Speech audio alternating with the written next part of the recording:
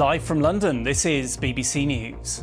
Tens of thousands of displaced Palestinians have begun returning to their homes in northern Gaza as part of a ceasefire deal involving the return of Israeli hostages. These are live pictures from the Gaza Strip. Sir Keir Starmer and Donald Trump have agreed to meet soon after the UK Prime Minister praised the US President for his role in securing the Gaza ceasefire deal. I'm Lucy Hawkins here in Auschwitz. You might be able to hear the bells that are ringing behind me as the world marks Holocaust Memorial Day and the 80th anniversary of the liberation of Auschwitz-Birkenau. Survivors and the Polish president have already gathered here today at the death wall at Auschwitz. They gathered and lit candles and paid tribute to remember the 1.1 million people who were murdered here.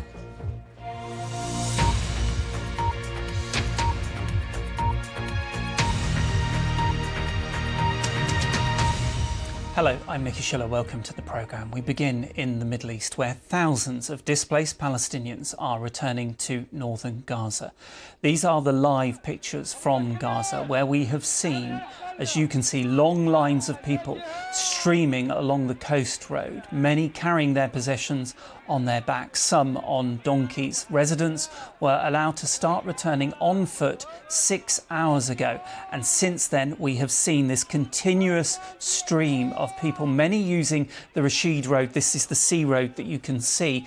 2 hours after they were allowed on foot, vehicles were allowed to start moving into the north, but they all have to be inspected at checkpoints. Now, over the weekend, thousands of Palestinians who had hoped to be allowed back had gathered at the military barrier, which had been blocking the route. The Israeli authorities had made the return of the tens of thousands of Palestinians to the north conditional on the release of an Israeli civilian hostage. That is Arbel Yehud. Now, she wasn't freed on Saturday when 4 women soldiers were.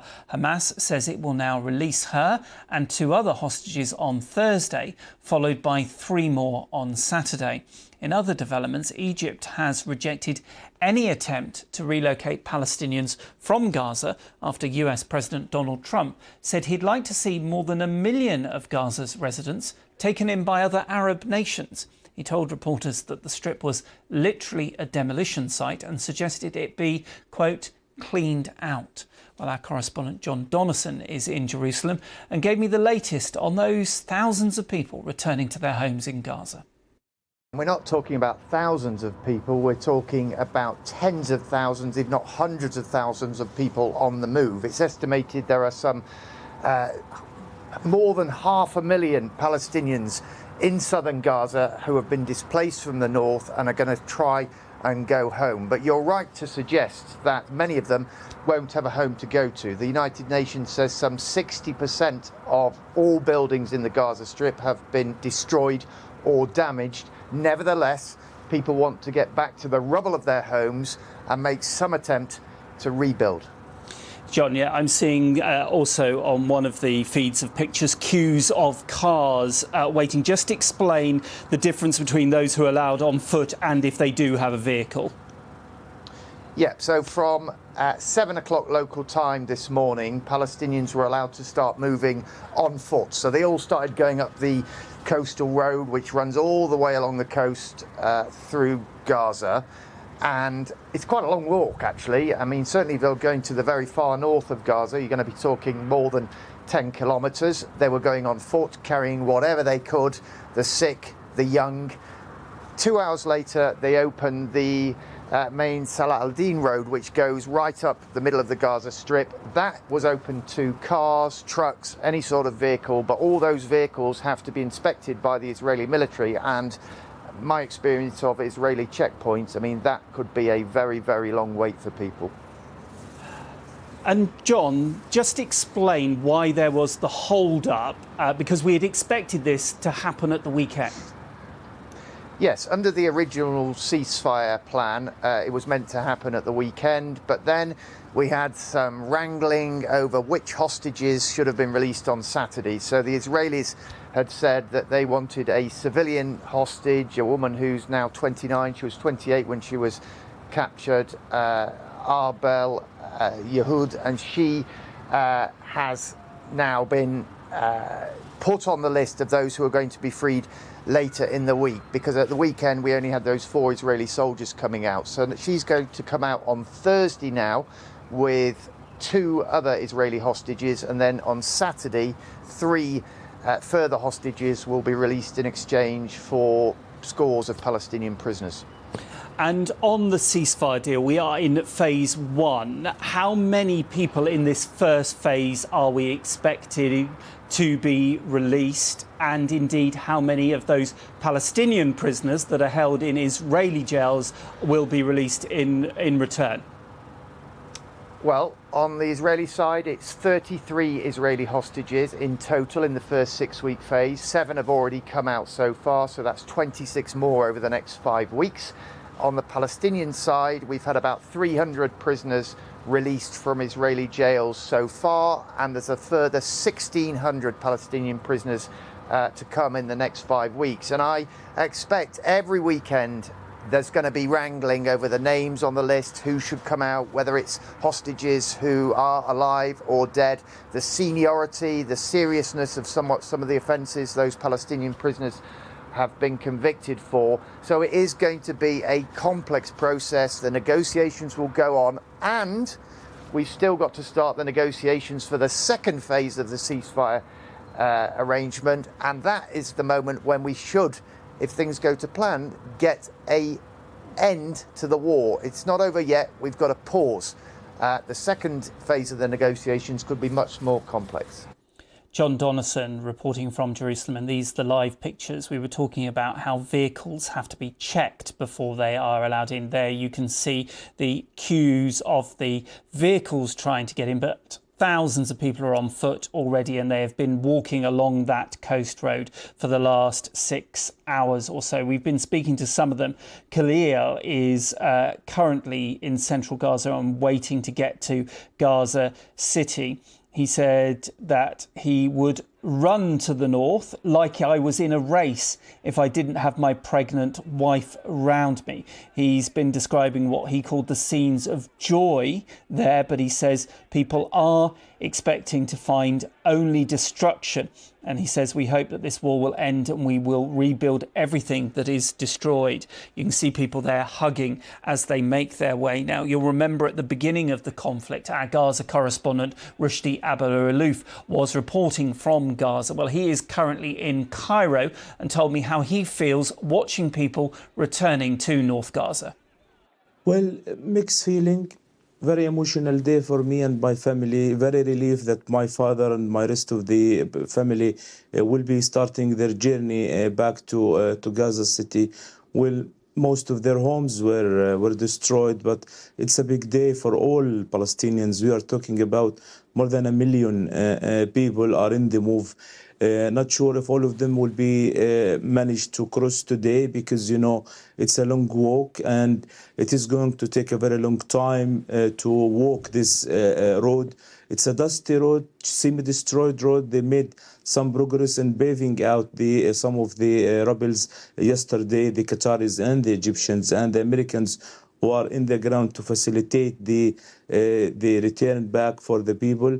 They started walking on a coastal road early in the morning, but in the last hour, they started to allow cars to cross into northern Gaza. The process is that they allow 20 cars each time to a certain area, and they are checked by scanner first and by hands. So there is a team inspecting the car, checking, make sure that no, military equipment inside the car. So every 40 minutes, they process 40 cars, and they believe that they could process as much as 4,000 cars every day back into Gaza. But people are walking freely without any obstacles, without any Israeli troops in the place, because the army has withdrawn its forces from the coastal road early in the morning, allowing people to return back. We are in Cairo with about 100,000 people who were first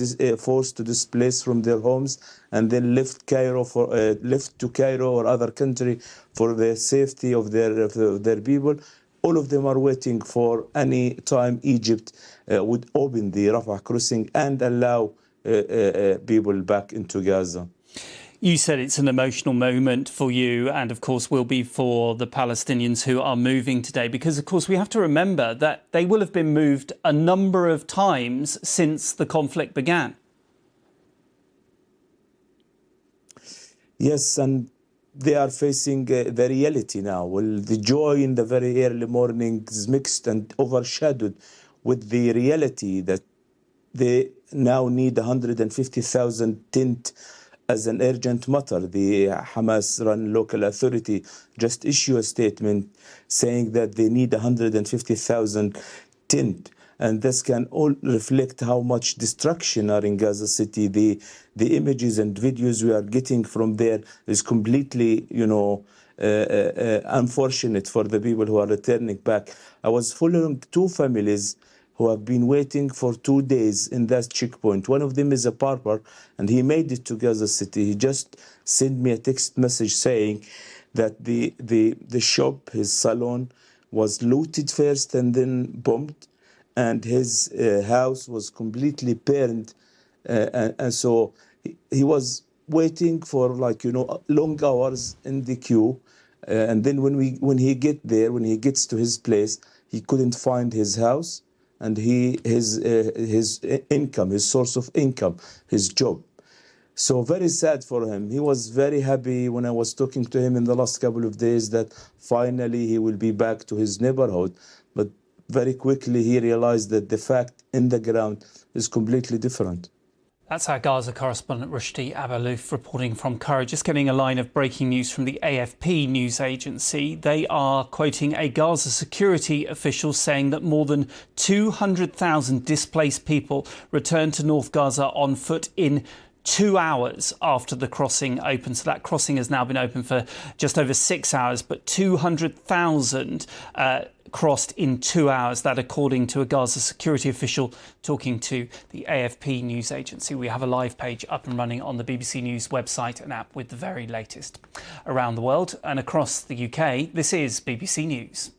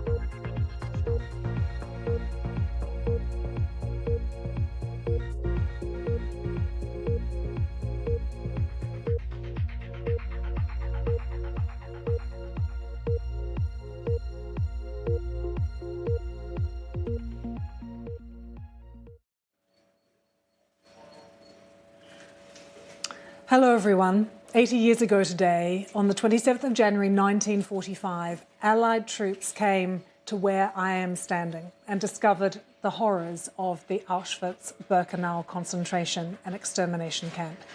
Here, 1.1 million men, women and children were killed. During the Second World War, more than 6 million people were murdered in what is known as the Holocaust. And today is Holocaust Memorial Day, commemorating those victims, the vast majority of whom were Jews. There are going to be events taking place all over the world. We've seen some already, but the main focus will be here at Auschwitz in southwestern Poland. The weather here, well, it is clear. It is close to freezing, though very, very cold. That hasn't discouraged, though, around 50 survivors. They're getting old now. They're in their 80s, in their 90s as well. You can see them here supported by friends and relatives very early this morning when they came to lay wreaths at what is known as the Black Wall, sometimes called the Death Wall. When I did my tour, that's what my tour guide called it. It stands between 2 blocks of the former concentration camp. For some, the people that you see here, this could be the last time that they're able to visit in memories of those who did not survive. And you can see there Poland's President Duda. He laid a wreath today and said it was the job of his country to preserve the memory of Auschwitz in order to never let it happen again. President Duda, just one of many world leaders who are going to attend the commemorations today, among them as well King Charles, who will pay his respects on behalf of all of the people that he represents. Let's give you a very brief reminder and a brief history of what happened here at Auschwitz-Birkenau. Auschwitz, also known as Auschwitz-Birkenau, opened in 1940. It started as a concentration and labour camp, but was transformed into the Nazis' most notorious extermination camp. It was built on the site of a German army barracks in occupied Poland. Auschwitz was the largest of approximately 44,000 concentration camps and ghettos created across Nazi-occupied Europe and North Africa during World War II.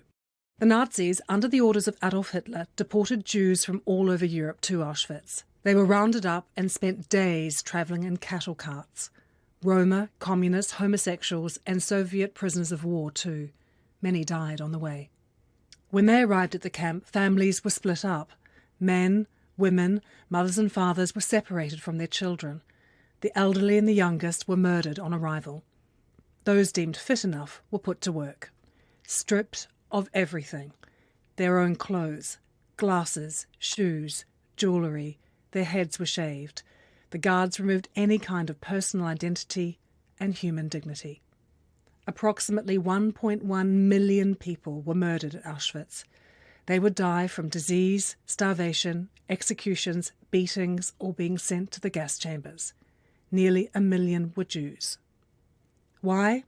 This was part of the Nazi Holocaust and final solution, the plan to eliminate all Jews simply because of who they were.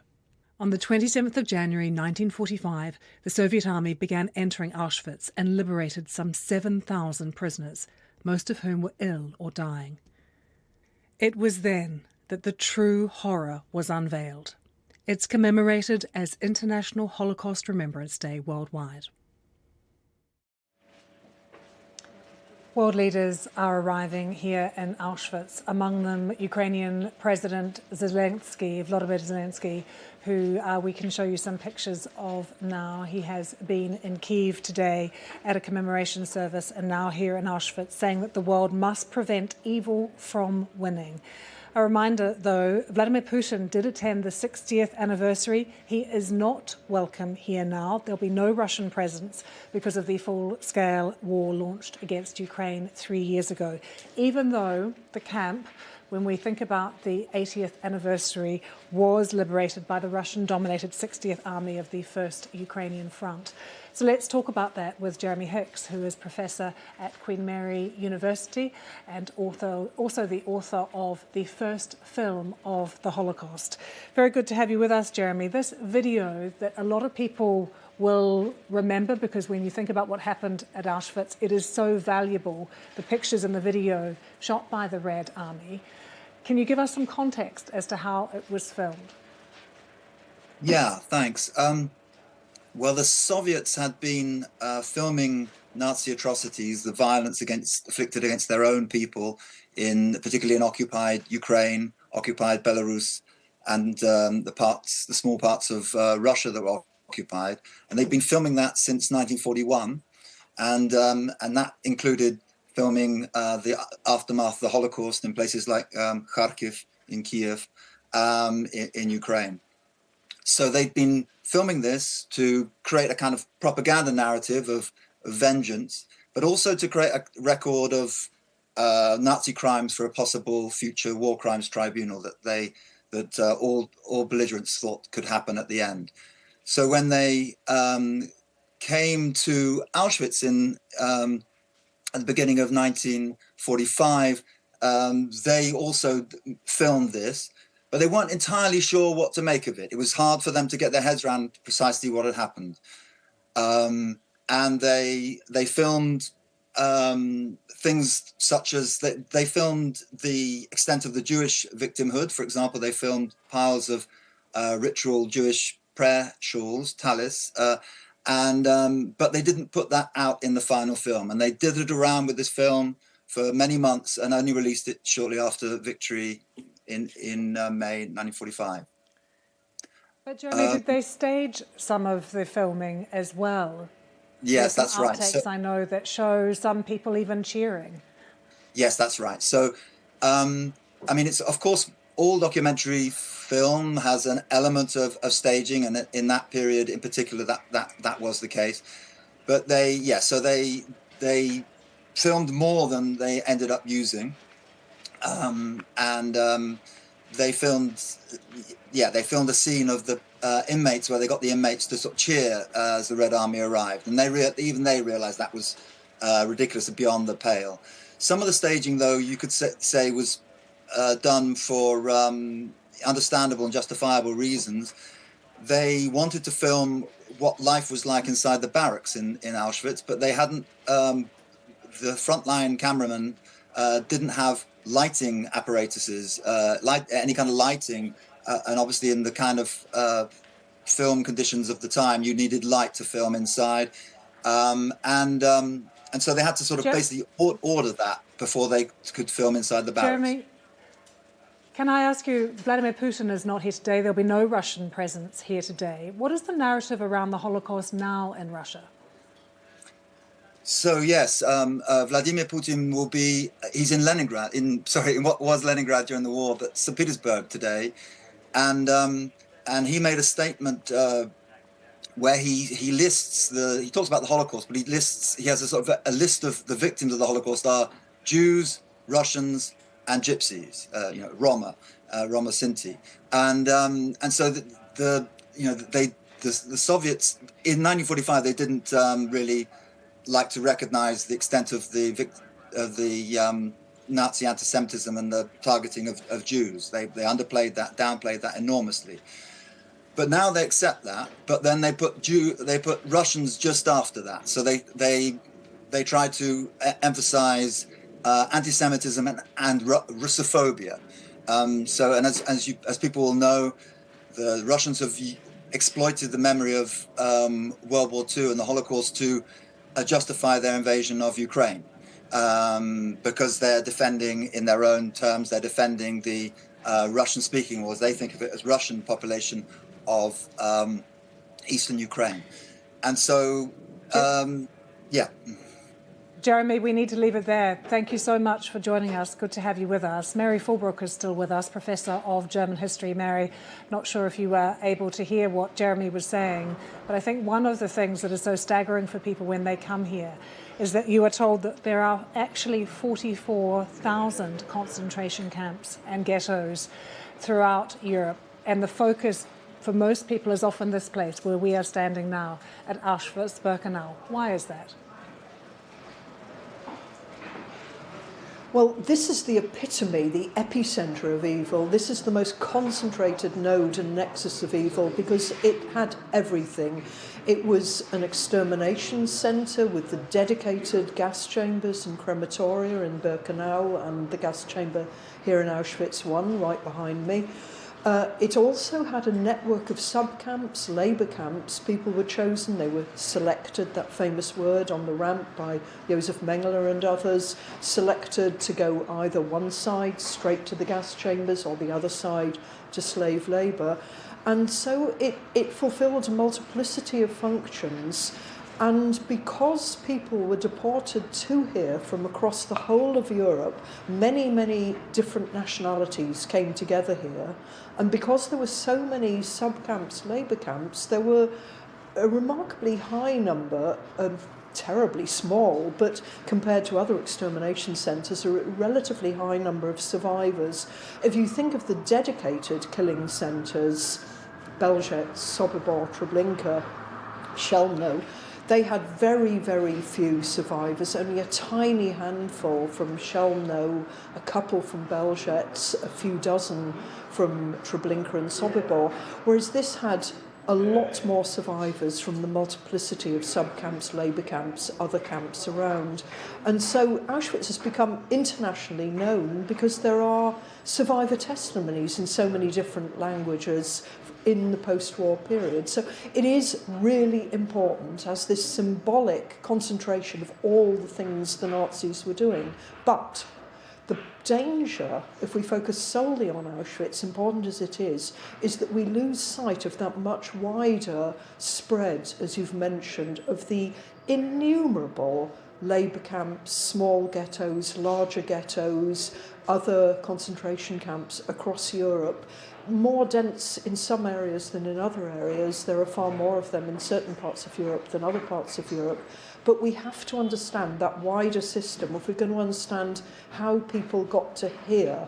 This was, in a sense, almost the last killing centre. The Reinhardt camps were earlier. But killings, violence, exploitation, stigmatisation, discrimination were carried on all the way through the pre-war period and from the very start of the war onwards before the Nazi treatment of Jews turned into what they called the final solution of their self-developed Jewish question. Mary, thank you so much. So I think we have to put Auschwitz in a much wider context. We will be back with you throughout the day, and I hope you can stay with us for our continuing coverage here at Auschwitz.